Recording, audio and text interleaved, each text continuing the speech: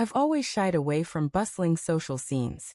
The thumping beat of music, the haze of alcohol-tinged breath, and the superficial banter of strained courtesies made me feel like a stranger in someone else's world. Yet that night, my best friend Ethan wouldn't let me retreat into my shell. "It's just a laid-back hangout," he promised with a sly smile, as if he knew I'd regret staying home. Before I could argue, he was nudging me out of my apartment, urging me to loosen up and live a little.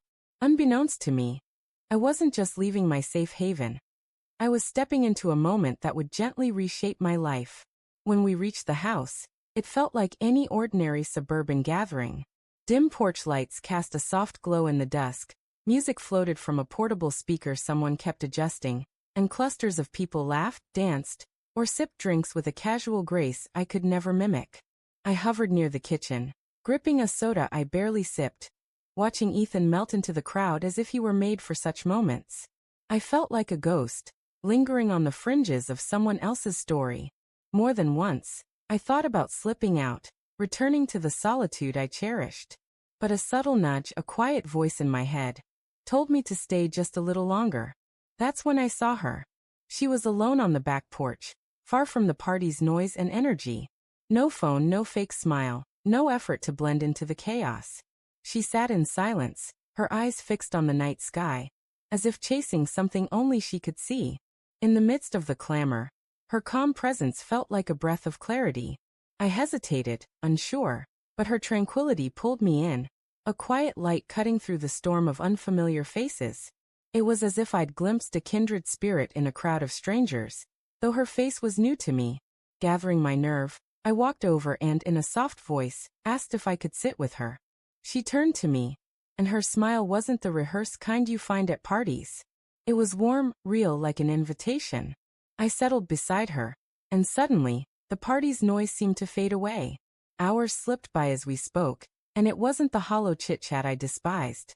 Our words flowed naturally, as if we'd known each other for years, not mere minutes. She told me about her love for the stars, sharing stories of nights spent stargazing with her late father, how the night sky felt like a connection to him. I found myself opening up in ways I seldom did, confessing how crowds left me feeling trapped, how I longed for quiet spaces where I could just be.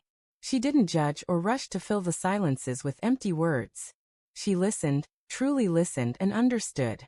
In her presence, I felt something rare, truly seen, in a way that felt raw and real. Our bond grew organically, in the soft pauses between our words. As the night grew chilly and the crowd dwindled, their voices fading into the distance, we stayed on that porch, sharing a tattered blanket, unwilling to let the moment slip away. When we finally parted, we swapped numbers with promises that carried a weight beyond polite gestures. And those promises held. We met again, time and again. Late-night walks under starry skies, coffee dates that stretched into hours, movie nights, shared books, and quiet evenings in the park where she showed me how to trace constellations with her telescope. Gradually, without drama, we became each other's closest ally. Not a whirlwind romance or a grand love story, but something solid, dependable, like finding a home in another person. Months later, beneath a sky thick with stars, much like the night we met, I found the courage to bare my soul. I told her I loved her. Her smile, gentle and radiant, seemed to say she'd been waiting her whole life to hear those words from me. A memory that will stay with me forever. I used to think life's biggest changes came with grand gestures or dramatic turns. But that night, at what was supposed to be just another get-together, I learned differently. Sometimes the world shifts in the quietest moments. The gentle magic of sitting beside someone who understands you without needing a single word. I walked into that house expecting nothing. I left with the beginning of everything.